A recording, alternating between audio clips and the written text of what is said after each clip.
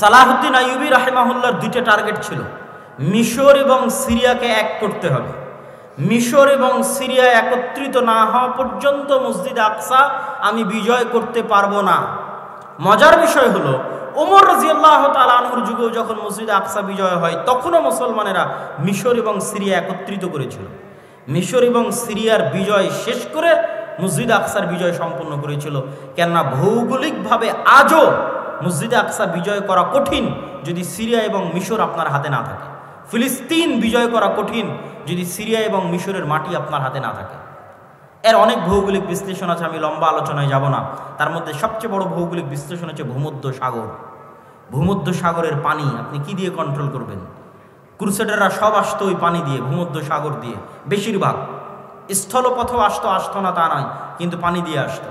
ওই ভূমধ্য সাগরের তীর কন্ট্রোলে নিতে হলে আপনাকে সিরিয়া পুরো কন্ট্রোলে নিতে হবে, মিশর পুরো কন্ট্রোলে নিতে হবে, তাহলে প্রবেশ পথ বন্ধ, অন্তত সমুদ্র দিয়ে আর কেউ আসতে পারবে না। এবার মাটি আপনার দখলে, এখন শুধু মসজিদে আকসা বাকি। তো এটা ছিল সালাহুদ্দিন আইয়ুবী রাহিমাহুল্লাহর 1 নম্বর কৌশল। 2, সালাহুদ্দিন আইয়ুবী রাহিমাহুল্লাহ আকীদাগত যুদ্ধ লড়েছিলেন, আকীদার যুদ্ধ। তিনি শিয়াদের বিরুদ্ধে যুদ্ধ করতে করতে ক্লান্ত হয়ে গেছে। যত বেশি মুসলমানদের বিরুদ্ধে সালাহুদ্দিন আইয়ুবী যুদ্ধ করেছিলেন, মুসলিম শাসক এবং মুনাফিকদের বিরুদ্ধে, তত যুদ্ধ উনি ক্রুসেডারদের সাথেও লড়েননি, তত যুদ্ধ উনি এই খ্রিস্টানদের সাথেও লড়েননি। ওনার দিনই পার হয়ে গেছে, সময় বয়সই পার হয়ে গেছে শুধু মুসলমানদের সাথে যুদ্ধ করতে করতে, মুসলিম আমির ওমারাদের মুনাফিকি দূর করতে করতে। তার একটা বড় কারণ ছিল শিয়া মাযহাব। এই শিয়া মাযহাব থেকে মিশরকে মুক্ত করার জন্য আরেকটা মাদ্রাসা প্রতিষ্ঠা হলো মাদ্রাসা নিজামিয়া। নিজামুল মুলক তিনি এই মাদ্রাসা প্রতিষ্ঠা করলেন, তার নামে মাদ্রাসার নাম হলো মাদ্রাসা নিজামিয়া।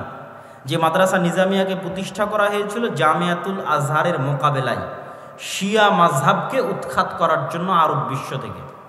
এবং এই মাদ্রাসা নিজামিয়ার ছাত্রদের বড় ভূমিকা ছিল পরবর্তীতে মঙ্গোলীয়দের পতন ঘটাতে এবং পরবর্তীতে ক্রুসেডারদের পতন ঘটাতে এবং পরবর্তীতে শিয়া মাযহাব থেকে আরব বিশ্বকে মুক্ত করতে মাদ্রাসা নিজামিয়ার ছাত্রদের বড় অবদান ছিল। বড় বড় আলেম এই মাদ্রাসার ছাত্র। ইবনু আসাকির তারিখ দিমাশকের লেখক এই মাদ্রাসার ছাত্র, ইমাম গাজ্জালি এই মাদ্রাসার ছাত্র। এবং এই মাদ্রাসারই পরবর্তী উত্তরসূরিরা ছিলেন ইবনু কাসির, ইবনুল আসির, ইবনু তাইমিয়া। তাদের যুগের যারা, তারা আরও পরে এসেছেন, কিন্তু তার আগের যখন মাদ্রাসা প্রতিষ্ঠা হয় তখনকার কথা বলছি, সম্মানিত উপস্থিতি। তারপরে সালাহুদ্দিন আইয়ুবী রাহিমাহুল্লাহ মিশর বিজয় করার পর জামিয়াতুল আজহার থেকে শিয়া মাযহাবকে চিরদিনের জন্য নিষিদ্ধ করে দিলেন। এবং আজ পর্যন্ত, এখন পর্যন্ত মিশরে আর পরবর্তীতে শিয়া মাযহাব প্রবেশ করতে পারেনি এবং জামিয়াতুল আজহার বা আজহার বিশ্ববিদ্যালয়ে শিয়া মাযহাব প্রবেশ করতে পারেনি। তারপরে এবার যখন তিনি জেরুজালেম বিজয়ের জন্য অভিযান শুরু করলেন, তখন সবচেয়ে বড় যুদ্ধটা হয়েছিল হিত্তিনের প্রান্তরে। আর ইউরোপ থেকে যারা এসেছিল, ইউরোপ হচ্ছে সব শীতকালীন দেশ, শীতকালীন কান্ট্রি। মুসলমানেরা শীতকালীন এরিয়া বিজয় করতে পারত না। স্পেন পর্যন্ত গিয়ে শেষ। স্পেনের সাথে লাগানো ফ্রান্স, স্পেনের সাথে লাগানো সীমানা ইতালির, ইতালি ফ্রান্স মুসলমানেরা বিজয় করতে পারেনি। তার সবচেয়ে বড় কারণ ছিল বরফ এবং শীত। তার পরবর্তীতে নৈতিক এবং চারিত্রিক অধঃপতন তো আছে। তারপর আজীবন ইস্তাম্বুল মুসলমানেরা বিজয় করতে পারেনি, কনস্টান্টিনোপল তখনও অবিজিত। যখনকার ঘটনা বলছি তখনও বিজয় হয়নি। এটা আমি আসবো ধীরে ধীরে এবং আমার বক্তব্য শেষের দিকে নিয়ে যাব। তাহলে কি হলো, সালাহুদ্দিন আইয়ুবী হিত্তিনের প্রান্তরে যুদ্ধ করছেন কাদের সাথে? যারা ওই সমস্ত এলাকা থেকে এসেছে যেগুলোতে -ডিগ্রির শীত। তো এই জন্য সালাহুদ্দিন আইয়ুবী ওদেরকে নিয়ে চলে গেলেন মরুভূমিতে। যুদ্ধে পরাজয়ের ভান করে সবকে নিয়ে গেলেন মরুভূমিতে, যেখানে পানির কোনো ব্যবস্থা নাই, মাইল 50-100 কিলোমিটারের মধ্যে। আর চারিদিকে আগুন জ্বালিয়ে দিয়ে ব্যবস্থা করলেন গরমের, তাপের। যুদ্ধ ছিল জুন জুলাইয়ের মৌসুম। উপরে সূর্যের তাপ, নিচে মরুভূমির তাপ, আর চারিদিকে আগুনের তাপ। এই তাপ সহ্য করার জন্মগত ক্ষমতা আরবদের আছে, কেননা তারা মরুভূমিতেই বড় হয়েছে। আর যারা ক্রুসেডাররা এসেছে তারা সব এসেছিল শীত দেশ থেকে। এই জন্য গরমে গায়ের সব বর্ম, লোহার বর্ম তারা খুলে ফেলতে বাধ্য হয় এবং যুদ্ধে তাদের পরাজয় সুনিশ্চিত হয়। তবে মজার বিষয় কি? মজার বিষয় হচ্ছে ওমর রাদিয়াল্লাহু তাআলা আনহু মসজিদ আকসা বিজয় করেছেন, 1 ফোঁটা রক্ত পড়েনি। সালাহুদ্দিন আইয়ুবী মসজিদ আকসা বিজয় করেছেন, 1 ফোঁটা রক্ত পড়েনি। এবং আমি বিশ্বাস করি তৃতীয়বার যখন মসজিদ আকসা বিজয় হবে তখনও 1 ফোঁটা রক্ত পড়বে না। এই ধারাবাহিকতা বজায় থাকবে, আল্লাহ সুবহানাহু ওয়া তাআলা সেই ব্যবস্থা করে দিবেন, এটা বিশ্বাস করি অন্তর থেকে ইনশাআল্লাহ। সম্মানিত উপস্থিতি, তাহলে একটা গেল আল্লাহ সালাহুদ্দিন আইয়ুবীর মাধ্যমে মসজিদে আকসা বিজয় করলেন। আর একটা হচ্ছে আইনে জালুতের যুদ্ধ, মঙ্গোলীয়রা বাগদাদের পতন ঘটিয়ে এগিয়ে যাচ্ছে, তিনটা মসজিদ একত্রে তাদের দখলে চলে আসবে। জেরুজালেম দখলে আসবে, মক্কায় দখলে আসবে, মদিনা দখলে আসবে। তিনটা মসজিদকে বাঁচানোর মতো ওই সময় আর কোনো শক্তিশালী শাসক ছিল না, মামলুক, মিশরের মামলুকরা ছাড়া। সালাহুদ্দিন আইয়ুবীর পরপরই 50-100 বছরের মাথায় মঙ্গোলীয়দের এই ঘটনাগুলো। তখন মামলুকদের বাদশা ছিল সাইফুদ্দিন কুতজ, জাহিরুদ্দিন আল বেরবাস। তাদের সাথে যুদ্ধে সর্বপ্রথম মঙ্গোলীয়রা পরাজয় ঘটে। তাহলে একদিকে জেরুজালেম উদ্ধার হলো, মঙ্গোলীয়দের পরাজয় হলো। পরবর্তীতে মঙ্গোলীয়দের কি হলো? পরবর্তীতে মঙ্গোলীয়রা নিজেরাই ইসলাম গ্রহণ করে নিল। এই জন্য আজকে যত পাকিস্তান, ইন্ডিয়াতে খান দেখেন, মুসলমানেরা সব খান, এরা সব হচ্ছে মঙ্গোলীয়দের বংশধর। মঙ্গোলীয়রা পরবর্তীতে সব ইসলাম গ্রহণ করে নিয়েছিল। তার সবচেয়ে বড় কারণ ছিল মঙ্গোলীয়রা ছিল অশিক্ষিত, মূর্খ, অসভ্য। আর তারা মুসলমানদের যে সমস্ত নারী পুরুষদের ধরে নিয়ে যেত, এরা সবাই ছিল শিক্ষিত, উচ্চ মার্গের শিক্ষিত মুসলমান নারী এবং পুরুষরা। তাদের সাথে বিবাহ বন্ধনে আবদ্ধ হওয়ায় ধীরে ধীরে ধীরে ধীরে তাদের পরবর্তী জেনারেশন ইসলাম গ্রহণ করে ফেলে। আর ক্রুসেডাররা কি হলো? ক্রুসেডাররা ফিরে চলে গেল ইউরোপে এবং আজ অবধি তারা ক্রুসেড চালাচ্ছে, চলছেই ক্রুসেড। আচ্ছা, এই দুইটা সংকট কাটিয়ে উঠে মুসলমানদের কোনো অর্জন আছে? আছে। স্পেন মুসলমানেরা ফিরে পায়নি, কিন্তু স্পেনের পরিবর্তে আল্লাহ মুসলমানদেরকে এরপরই, স্পেনের পরিবর্তে আল্লাহ মুসলমানদের এই দীর্ঘদিন যাবৎ মুসলমানেরা কুস্তুনতুনিয়া বিজয় করতে পারে না। কুস্তুনতুনিয়া বিজয়ের ইতিহাস পড়ে দেখেন, কত শত শত সাহাবি, আল্লাহর তাবি, সাহাবিদের তাবি এই কুস্তুনতুনিয়া যুদ্ধে শহীদ হয়েছে। যত চেষ্টা করেছে পারেনি। আবু আইয়ুব আল আনসারী রাদিয়াল্লাহু তাআলা আনহু এই কুস্তুনতুনিয়া বিজয় করতে এসে শহীদ হয়ে গেছে। এই কুস্তুনতুনিয়া বিজয়ের তৌফিক আল্লাহ দিলেন কখন? ক্রুসেডারদের হাতে মসজিদে আকসা হারানোর পরে, আবার মসজিদে আকসা ফিরে পাওয়ার পরে। মঙ্গোলীয়দের হাতে মুসলমানদেরকে চরম শাস্তি এবং আযাব দেওয়ানোর পরে, আবার মঙ্গোলীয়দের হাত থেকে সে আযাব এবং শাস্তি থেকে মুক্তি দেওয়ার পরে। আর স্পেনের গ্রানাডা এবং কর্ডোভার পতনের পরে মুসলমানেরা ইস্তাম্বুল বা আজকের তুরস্ক বিজয় করে, মুহাম্মদ আল ফাতেহ, এবং উসমানীয় খেলাফতের কায়েম হয়। এবং উসমানীয় খেলাফত আমলে মুসলমানদের শান শওকত, শক্তি, সামর্থ্য বহাল ছিল। আমি আগেই বলেছি মুসলমানদের রাজনৈতিক বিজয়ের চিহ্ন কি? মসজিদ আকসা আপনার হাতে আছে কিনা? উসমানীয়দের হাতে মসজিদে আকসা ছিল। তারা মসজিদে আকসায় কোনো ইহুদিকে জমি ক্রয়ের পর্যন্ত সুযোগ দেয়নি উসমানীয়রা, কেন ইহুদিদের ব্রেন ছিল খুব শার্প। তারা আগে জমি ক্রয় করে সেখানে তাদের বসতি স্থাপন করতে চাচ্ছিল উসমানীয় খেলাফতের শেষ আমলে। আজ আমরা এই বিপদে কেন? আজ আমরা এই বিপদে আছি, তার সবচেয়ে মূল কারণ হচ্ছে ঔপনিবেশিক শাসন আমল, কলোনিয়াল সিস্টেম। পৃথিবীর প্রায় সব মুসলিম দেশই, দুই একটা বাদ দিয়ে প্রায় সব মুসলিম দেশই ইস্তেমার, আরবিতে বলে ইস্তেমার, বাংলায় বলে উপনিবেশ, ইংরেজিতে বলে কলোনি। প্রায় সব মুসলিম দেশই ইউরোপের কোনো না কোনো দেশের কলোনি ছিল নিকট অতীতে। এটা হচ্ছে আমাদের উসমানীয় খেলাফতের পতনকাল থেকে নিয়ে আজ পর্যন্ত এই 150, 200, 300 বছরে, মানে আমরা যে জেনারেশন এখন অবস্থান করছি, এটা লাস্ট 200 বছর বা 250 বছর পৃথিবীর কোনো না কোনো মুসলিম দেশ, কোনো না কোনো ইউরোপিয়ান কান্ট্রির কলোনি ছিল। আমরাও 1947-এর আগ পর্যন্ত ব্রিটিশের কলোনি ছিলাম। তো 1947 তো ভাই এই কয়দিন আগের কথা। অনেকের দাদাও এখনও জীবিত আছে যারা 47 দেখেছে, এখনও জীবিত আছে। তো 47 তো কালকের কথা। তো 47-এর আগ পর্যন্ত আমরা ব্রিটিশদের গোলাম ছিলাম। এরকম সারা পৃথিবীর প্রায় সব মুসলিম দেশ কোনো না কোনো ইউরোপিয়ান কান্ট্রির গোলাম ছিল। এবং এরপর আমার লম্বা বিস্তারিত আলোচনা আমি গতকাল করেছি।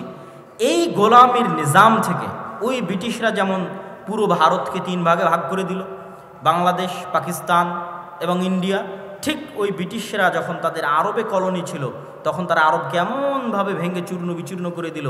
কাতার নামে পৃথিবীতে কোনো দেশই ছিল না, আরব আমিরাত নামে পৃথিবীতে কোনো দেশই ছিল না, জর্ডান নামে পৃথিবীতে কোনো দেশই ছিল না, ইসরায়েল নামে পৃথিবীতে কোনো দেশই ছিল না, লেবানন নামে পৃথিবীতে কোনো দেশই ছিল না। ঠিক তেমনি বাংলাদেশ বা পাকিস্তান নামে পৃথিবীতে কোনো দেশ ছিল না। এগুলো সব ওই যে ইস্তেমার, কলোনিয়াল সিস্টেম। ওরা যখন এই দেশগুলো ছেড়ে গেছে, তখন ডিভাইড অ্যান্ড রুল, ভাগ করে গেছে, নতুন দেশ তৈরি করে গেছে। তো ওই শাম সিরিয়াকে জর্ডানে ভাগ করেছে, লেবাননে ভাগ করেছে, একটু দিয়েছে জর্ডান, একটু দিয়েছে লেবানন, একটু দিয়েছে কাতার, একটু দিয়েছে আরব আমিরাত, একটু দিয়েছে বাহরাইন, একটু একটু করে দিয়ে ওর মধ্যে থেকে ইসরায়েল বের করেছে। ওর মধ্যে থেকে অল্প একটু জায়গা বের করেছে ইসরায়েলের জন্য, অনেক দীর্ঘদিনের সুপরিকল্পনার ফসল এবং মুসলমানদের অধপতনের ফসল, মুসলমানদের উপর আল্লাহর আযাব এবং গজবের যে আলামত সেটার প্রমাণ।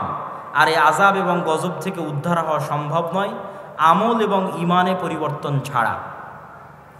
আমল এবং ইমানে পরিবর্তন ছাড়া সম্ভব নয়। আমি আপনাকে চ্যালেঞ্জ দিয়ে বলতে পারি, যেই ইহুদিরা ইসরায়েলে আছে তারা তাদের ধর্ম পালনে, আপনারা আপনাদের ধর্ম পালনে যতটুকু অ্যাক্টিভ তার চেয়ে বেশি অ্যাক্টিভ। কথা মনে হয় আমার বুঝতে পারেননি। আপনাদের কতজনের মুখে দাঁড়িয়ে আছে, আর ইহুদি একটা পল্লী মহল্লায় গিয়ে দেখবেন ওদের কতজনের মুখে দাঁড়িয়ে আছে। ইহুদিরা সারা পৃথিবীর মানুষকে চায় যে তারা খারাপ থাকুক, কিন্তু তারা নিজেরা ভালো থাকবে। সারা পৃথিবীর মানুষ মদ খেলে, জুয়া খেললে তাদেরকে গোলাম বানানো সহজ, কিন্তু তাদের সন্তানেরা যদি জুয়া খেলে, মদ খায়, তাহলে তারা পৃথিবী শাসন করতে পারবে না।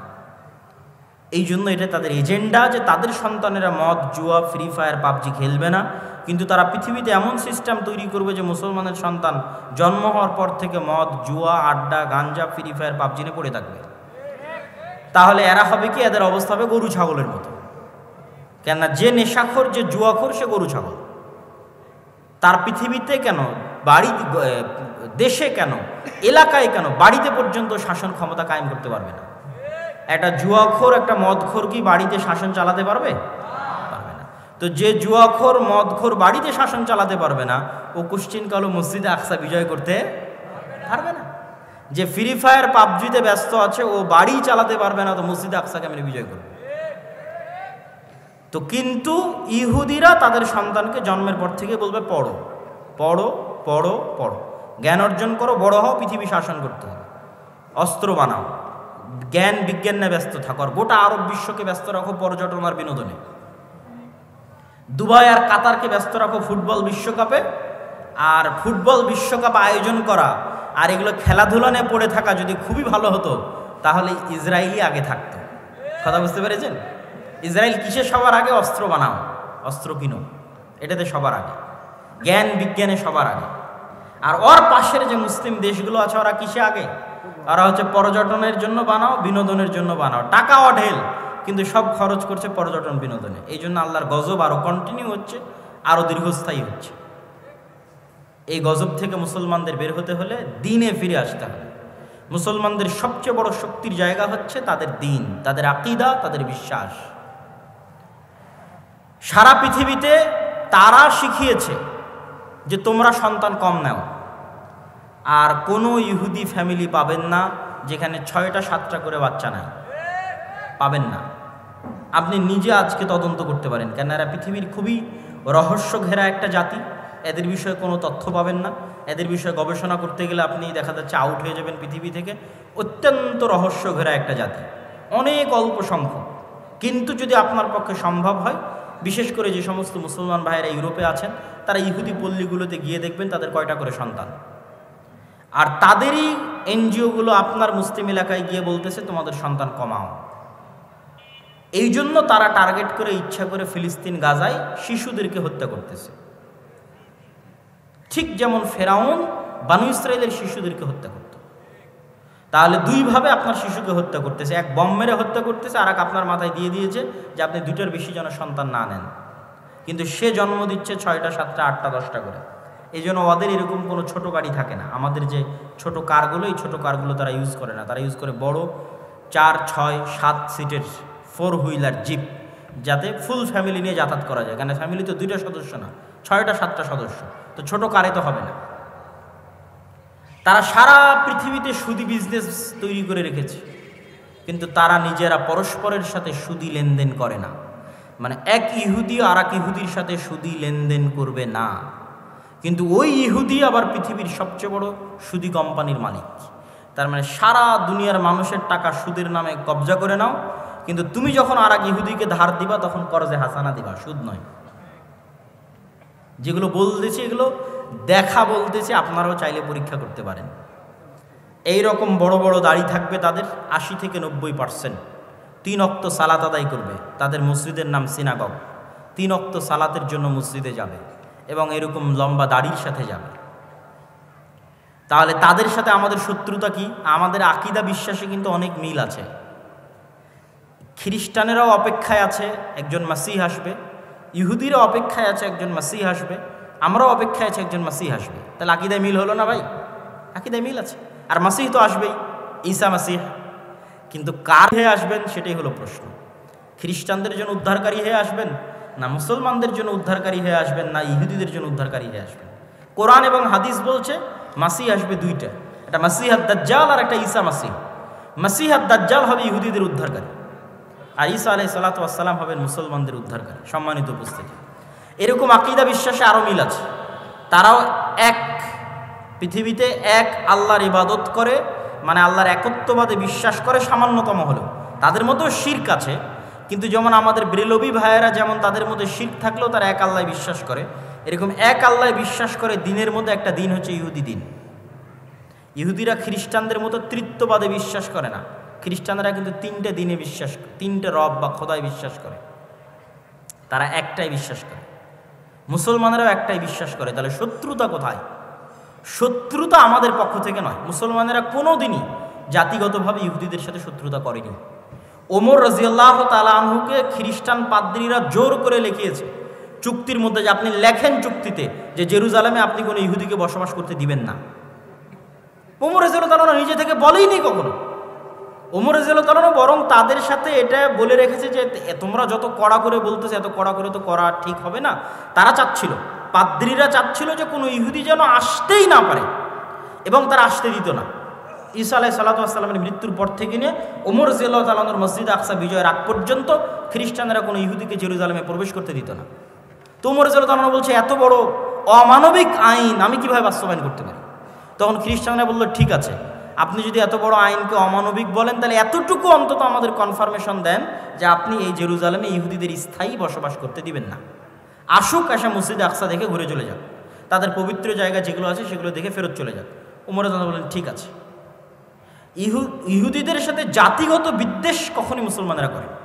ইহুদি লেখকরা লিখে গেছে যে তাদের যে পুরো জাতির হিস্ট্রি, এই হিস্ট্রির মধ্যে তাদের সবচেয়ে স্বর্ণযুগ ছিল স্পেন। স্পেনে যখন মুসলমানদের শাসন ছিল তখন সারা পৃথিবীর নির্যাতিত অত্যাচারিত ইহুদিরা স্পেনে এসে আশ্রয় নিয়েছিল, আর মুসলিম বাদশাহ শাসকরা তাদের আশ্রয় দিয়েছিল, মানবিক কারণে আশ্রয় দিয়েছিল। কেন? সারা পৃথিবীতে খ্রিস্টানরা তাদের উপর অত্যাচার করতো, জুলুম করতো, আর এটা তাদের উপর আল্লাহ গাজাব এবং গজব হিসেবে কোরআনে লিখে রেখেছেন যে এটা তাদের জন্য আজাব এবং গজব, যে তাদের কোনো দেশ হবে না আলাদা, স্বাধীন কোনো দেশ তাদের জন্য হবে না। তো এই জন্য জাতিগত বিদ্বেষ আপনি মুসলমানদের থেকে পাবেনই না। তাহলে সমস্যা তাদের পক্ষ থেকে, তাদের অন্তরে এটা চরম আকারে সুপারিয়রিটি। পৃথিবীর সবচেয়ে ভয়ঙ্কর 2টা জাতি সুপারিয়রিটিতে বিশ্বাস করে, একটা হিন্দুদের মধ্যে ব্রাহ্মণ আর একটা হচ্ছে ইহুদি। এরা চরম আকারের সুপারিয়রিটিতে বিশ্বাস করে যে আমরা ডাইরেক্ট খোদার সন্তান, নাউজুবিল্লাহ, আল্লাহর সন্তান। ব্রাহ্মণেরা বিশ্বাস করে আমরা আল্লাহর মাথা থেকে তৈরি হয়েছি, ওরা বিশ্বাস করে আমরা আল্লাহর সন্তান। পৃথিবীতে আমরা বাদের যারা আছে সব আমাদের গোলাম, সবার বউ আমাদের জন্য হালাল, সবার ছেলে মেয়েকে জবাই করাও আমাদের জন্য হালাল, এতে আমাদের কোনো গুনাহ হবে না। কত রকমের এক্সট্রিম লেভেলের সুপারিয়রিটিতে তারা বিশ্বাস করে। এই সুপারিয়রিটির জায়গায় সবচেয়ে বড় আঘাত, সবচেয়ে বড় ধাক্কা দিয়েছে মুহাম্মদ সাল্লাল্লাহু আলাইহি ওয়াসাল্লাম। কি জন্য? তাদের এই সুপারিয়রিটির দাবির ভিত্তি হচ্ছে তারা ইব্রাহিমের সন্তান, ইসহাকের বংশধর, এটাই দাবির ভিত্তি। তো মুহাম্মদ সাল্লাল্লাহু আলাইহি ওয়াসাল্লাম এসে দাবি করলেন আমি ইব্রাহিমের আর এক সন্তান ইসমাইলের বংশধর। এই জায়গায় হলো বংশগত দিক থেকে সবচেয়ে বড় অ্যাটাক, যে আমরা যেই রক্তের হওয়ার কারণে ফাখর করি, অহংকার করি, গর্ব করি, আল্লাহ শেষ নবী আমাদের বাইরে ওই রক্তের মধ্যে ইব্রাহিমের আর এক সন্তান ইসমাইলের মধ্যে দিয়ে দিলেন, ইসমাইল আলাইহিস সালাতু ওয়াস সালামের মধ্যে। তাহলে তাদের সুপারিয়রিটিতে সবচেয়ে বড় আঘাত হানলেন কে? মুহাম্মদ সাল্লাল্লাহু আলাইহি ওয়াসাল্লাম, যে তোমাদের সুপারিয়রিটি এখন থেকে শেষ। তোমাদের বানু ইসরাইলের জন্য আল্লাহর যা রহমত বরকতের ঘোষণা ছিল সব টোটালি অফ। এখন রহমত এবং বরকত যা হবে সব উম্মতে মুহাম্মাদির জন্য। ইব্রাহিম আলাইহিস সালাতু ওয়াস সালামের সন্তান ইসমাইল এবং আল্লাহ নবী দোয়া করলেন, আল্লাহুম্মা সাল্লি আলা মুহাম্মাদিন ওয়া আলা আলি মুহাম্মাদ কামা সাল্লাইতা আলা ইব্রাহিম ওয়া আলা আলি ইব্রাহিম। হে আল্লাহ, মুহাম্মদ সাল্লাল্লাহু আলাইহি ওয়াসাল্লাম এবং তার পরিবারের উপর ওই রকম রহমত বরকত নাজিল করুন যেমন ইব্রাহিমের পরিবারের উপর নাজিল করেছিলেন। আল্লাহুম্মা আমিন। আমরা দরুদে সেটা পড়ি সব সময়। তাহলে তাদের সুপারিয়রিটিতে সবচেয়ে বড় আঘাত দিলেন মুহাম্মদ সাল্লাল্লাহু আলাইহি ওয়াসাল্লাম। এই জন্য মুহাম্মদ সাল্লাল্লাহু আলাইহি ওয়াসাল্লামকে এইভাবে হত্যার চেষ্টা মক্কার কুরাইশরাও করেনি যেভাবে তারা করেছিল, কেন এটা তাদের ইগোতে আঘাত করেছে। আজও তারা বানু ইসমাইলের সন্তানদেরকে হত্যা করতেছে এই একটা কারণেই, যে তাদের সুপারিয়রিটির জন্য সবচেয়ে বড় চ্যালেঞ্জ হচ্ছে ইসলাম এবং মুসলমানরা। কেন তারা যেই মিল্লাতে ইব্রাহিমের দাবি করে ওই মিল্লাতে ইব্রাহিমের যোগ্য এবং সত্য দাবিদার, যোগ্য এবং সত্য উত্তরসূরি হচ্ছে মুহাম্মদ সাল্লাল্লাহু আলাইহি ওয়াসাল্লাম এবং তার অনুসারীরা। এবং তাদের ধর্মগ্রন্থে লেখা আছে যে ইব্রাহিম আলাইহিস সালাতু ওয়াস সালামের আরেক স্ত্রী হাজেরা এবং হাজেরার সন্তান ইসমাইলকে মক্কায় রেখে আসা হয়েছে। তাদের ধর্মগ্রন্থে লেখা আছে তোমাদের ভাইদের মধ্যে আল্লাহ শেষ নবী পাঠাবে। ওরা মনে করে আছে আমাদের ভাইদের মধ্যে মানে ইব্রাহিম আলাইহিস সালামের দুই সন্তানও তো পরস্পরে ভাই, ভাই না ভাই না? ইসহাক এবং ইসমাইল পরস্পরে ভাই না ভাই না? ভাই। তারা মনে করে আছে যে ইয়াকুব আলাইহিস সালামের 12 সন্তান, আমরা পরস্পরে ভাই, আমাদের মধ্যে থেকে আল্লাহ শেষ নবী পাঠাবেন, এই অপেক্ষায় তারা আছে। কিন্তু আল্লাহ সুবহানাহু ওয়া তাআলা তাদের ভাইদের মধ্যেই শেষ নবী পাঠিয়েছেন, সেটা তাদের আদি ভাই ইয়াকুবের পিতা ইসহাক আলাইহিস সালাতু ওয়াস সালামের রক্তের ভাই ইসমাইল আলাইহিস সালাতু ওয়াস সালামের বংশে আল্লাহ সুবহানাহু ওয়া তাআলা শেষ নবী পাঠিয়েছে। সম্মানিত উপস্থিতি, এই হিংসার কারণে, এই বিদ্বেষের কারণে তারা মুসলমান এবং ইসলামদেরকে সমূলে ধ্বংস করে দিতে চায়। কেন তারা জানে তাদের পতন যদি কারো হাতে হয় মুসলমানদের হাতেই হবে। এটাই হলো সমস্যা। যেমন ফেরাউন জানতো তার পতন যদি কারো হাতে হয় বানু ইসরাইলের হাতে হয়, তারাও জানে আমাদের পতন যদি কোনোদিন কারো হাতে হয় তাহলে মুসলমানদের হাতে হবে। সম্মানিত উপস্থিতি, আমি আমার এই দীর্ঘ ঐতিহাসিক বিশ্লেষণ থেকে আপনাদের কাছে এতটুকুই আহ্বান জানাবো, দিনে ফিরে আসা ছাড়া। আপনি তাদের সাথে মোকাবেলা করবেন অথচ আপনার মধ্যে দিন নাই, তাহলে কি দিয়ে মোকাবেলা করবেন? সে তো দিনের কারণেই এটা জয় করতে এসেছে, দিনের কারণে এখানে শাসন প্রতিষ্ঠা করতে এসেছে, দিনের কারণে আপনাকে হত্যা করছে। আর আপনি দিন ছেড়ে দিয়ে তার উপর দিয়ে বিজয় লাভ করতে চাচ্ছেন, এটা ইম্পসিবল, অসম্ভব। একদল মানুষ যদি দিন পালন করে আল্লাহর উপর ভরসা করে বের হয়ে আসে তাহলে তাদের হাতে আল্লাহ সুবহানাহু ওয়া তাআলা মসজিদে আকসা বিজয় দিবেন, এটা আল্লাহর ওয়াদা। আমরা এখন পারছি না কেন? আমরা এখন গজবের অবস্থায় আছি, আযাবের অবস্থায় আছি। আল্লাহ তাদেরকে দিয়ে আমাদের উপর শাস্তি দিচ্ছে, যেমন ফেরাউনকে দিয়ে তাদেরকে শাস্তি দিয়েছিল, তাদেরকে আযাব এবং গজবের মধ্যে আল্লাহ সুবহানাহু ওয়া তাআলা নিক্ষেপ করেছিলেন। ঠিক এই যুগের ফেরাউন হচ্ছে তারা। আমরা আযাব এবং গজবের মধ্যে আছি এবং এখান থেকে উদ্ধার পেতে হলে ঈমান এবং আমল লাগবে, স্বাধীন চেতা বিশ্বাসী লাগবে, গোলামি বিশ্বাস চলবে না। আমি বলেছি আমাদের সবচেয়ে বড় সমস্যা গোলামির বিশ্বাস। মুসা আলাইহিস সালাম যদি বানু ইসরাইলের ঘর বাড়িতেই লুকিয়ে লুকিয়ে মানুষ হতেন, উনি জীবনে কোনোদিন ওই ফেরাউনের বংশের কিবতীকে এক থাপ্পড়ে হত্যা করতেন না। কেন না? বানু ইসরাইলের সাথে পালিয়ে পালিয়ে মানুষ হতে হতে অন্তর ছোট হয়ে যেত। কথা আমার বুঝতে পারছেন? তো মুসা আলাইহিস সালামকে আল্লাহ মানুষ করলেন ফেরাউনের ঘরে। তো ফেরাউনের ঘরে উনি স্বাধীন চেতা হয়ে মানুষ হয়েছে, যে একটা মানুষের পূর্ণ অধিকার সুযোগ সুবিধা কি হওয়া উচিত। ওই অবস্থায় বড় হয়ে যখন দেখছে তার বংশের মানুষকে আর একজন মারছে, তখন দিয়েছে এক থাপ্পড়ে মরে গেছে। তো এক থাপ্পড় দেওয়ার জাজবা কোথায় থেকে আসলো? গোলামি মুক্ত অবস্থায় বড় হয়েছেন, এই জন্য আল্লাহ তাকে গোলামি মুক্ত অবস্থায় ফেরাউনের বাড়িতে, ফেরাউনের ঘরে বড় করেছে। আর আমরা জীবনযাপন করছি 200-250 বছর থেকে গোলামির অবস্থায়, এখনও গোলামির অবস্থায়। স্বাধীন চেতা মনোভাব আমাদের মধ্যে নাই। আমাদের চাল চরিত্র বিকৃত হয়ে গেছে, স্বভাব চরিত্র বিকৃত হয়ে গেছে। এই জন্য আমাদেরকে আমাদের দিনে ফিরে আসতে হবে, স্বাধীন চেতা মনোভাবী হতে হবে। মা এবং বোনদেরকে নিয়ত রাখতে হবে যে তারা পুত পবিত্র অবস্থায় সন্তান জন্ম দিবে আল্লাহ সুবহানাহু ওয়া তাআলার সন্তুষ্টির জন্য, আল্লাহর দিনের জন্য। কখনো বেহায়াইপনা দিয়ে পুরুষ জন্ম দেওয়া সম্ভব নয়। বেলেল্লাপনা দিয়ে মুজাহিদ পুরুষ জন্ম দেওয়া সম্ভব নয়। বেহায়াইর মধ্যে মেয়েলি পুরুষ জন্ম নিতে পারে। কথা আমার বুঝতে পারছেন? যখন একটা সমাজে পরিপূর্ণরূপে বেহায়াই ছড়িয়ে পড়ে তখন ওই সমাজের পুরুষরা কি হয়ে যায়? মেয়েলি পুরুষ হয়ে যায়। আমাদের সমাজে যদি বেহায়াপনা বেলেল্লাপনা বেশি ছড়িয়ে পড়ে তাহলে আমাদের মধ্যে আর পুরুষের রক্তই নাই, সব মেয়েলি পুরুষ হয়ে গেছে। এদের দিয়ে কোনোদিন জেহাদও হবে না, এদের দিয়ে মসজিদে আকসাও বিজয় হবে না। তাহলে পুরুষ জন্ম দিতে হবে। পুরুষকে জন্ম দিতে পারবে পুত পবিত্র বেহায়াপনা বেলেল্লাপনা মুক্ত অবস্থায় যে থাকবে সে পুরুষ, সিংহ, বাঘ, বীর, সিংহ সালাহুদ্দিন আইয়ুবী, তারেক বিন জিয়াদের মতো সন্তান জন্ম দিতে পারবে, স্বাধীন চেতা সন্তান জন্ম দিতে পারবে, মেয়েলি পুরুষ নয়। এই জন্য পর্দার গুরুত্ব আছে ইসলামে। সম্মানিত উপস্থিতি, বক্তব্য আলোচনা করতে গেলে আরও দীর্ঘায়িত হয়ে যাবে। আমরা আজকে যে উদ্দেশ্যে এখানে একত্রিত হয়েছি সেটা হচ্ছে দাওয়া ইলাল্লাহর পক্ষ থেকে মসজিদ ভিত্তিক দিন শিক্ষা কার্যক্রম। আমরা 4টে জেলার 126টা মসজিদ সফর করেছি, আপনার এলাকাতেও এসেছি, আপনাদের চারঘাটে সফর করেছি, আপনাদের বাঘায় সফর করেছি, আপনাদের পুঠিয়াতে সফর করেছি। হয়তো সফরের সময় আপনারা ছিলেন না বা জানতেন না, হয়তো সেভাবে বুঝতে পারেননি, কিন্তু আমরা আমাদের মতো 126টা মসজিদ সফর শেষ করেছি। আমাদের সফরগুলো আবারও শুরু হবে ইনশাআল্লাহ, এবং 200 থেকে 250টার মতো মসজিদে আমাদের মসজিদ ভিত্তিক দিন শিক্ষা, মক্তব শিক্ষা কার্যক্রম পরিচালিত আছে। আমরা চাই যে মুসলমানের সন্তানেরা 2 থেকে 2.5% মাদ্রাসায় যায়, বাকিরা মাদ্রাসায় যায় না। তাদেরকে আজকের এই একদিনের বক্তব্য দিয়ে দিন শেখানো সম্ভব? এখানে আপনারা যতজন আছেন তাদেরকে আজকে আমি পূর্ণ দিন শিখিয়ে দিতে পারবো? পারবো না। এখানে শত শত স্কুল কলেজের ছাত্র আছে, এদেরকে আজ আধা ঘন্টা 1 ঘন্টা বক্তব্য দিয়ে কি দিনের জ্ঞান দিবে? তাদেরকে দিনের জ্ঞান দিতে পারবো যদি এই অঞ্চলের সব মসজিদে দিন শিক্ষার শক্তিশালী ব্যবস্থা, মসজিদে দিন শিক্ষার ব্যবস্থা তৈরি হয়। এই জন্য প্রত্যেক মসজিদ কমিটির প্রতি আমাদের উদাত্ত আহ্বান থাকবে, আমাদের সাথে হোক, আমাদের আলাদা হোক, আমাদের সিলেবাস অন্তত রেডি। আপনি আমাদের সিলেবাসটা অন্তত আপনার মসজিদে মক্তবে চালু করুন।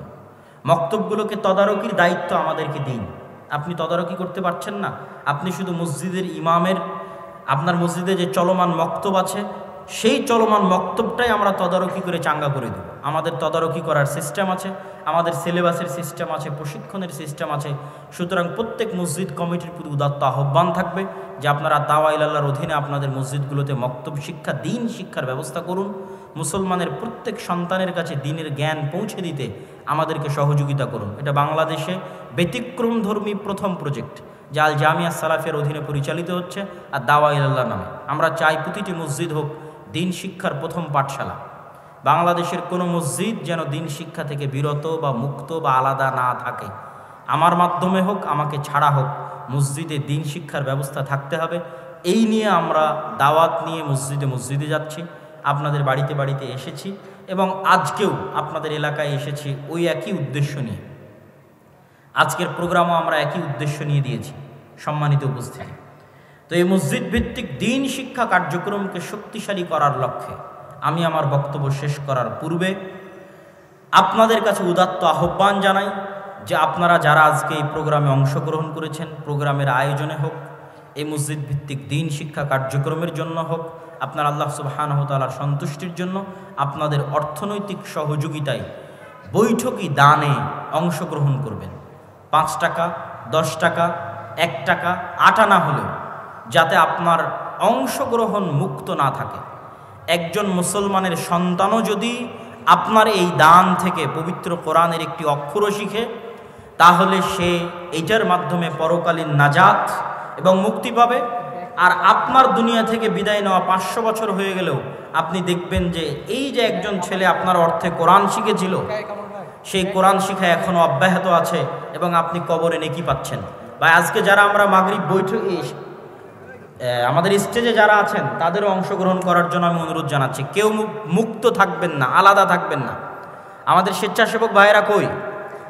তারা ডান দিক এবং বাম দিক থেকে ভেতরে ঢুকবেন। আপনারা কেউই, কোনো ব্যক্তি এই দান থেকে নিজেকে দূরে রাখবেন না।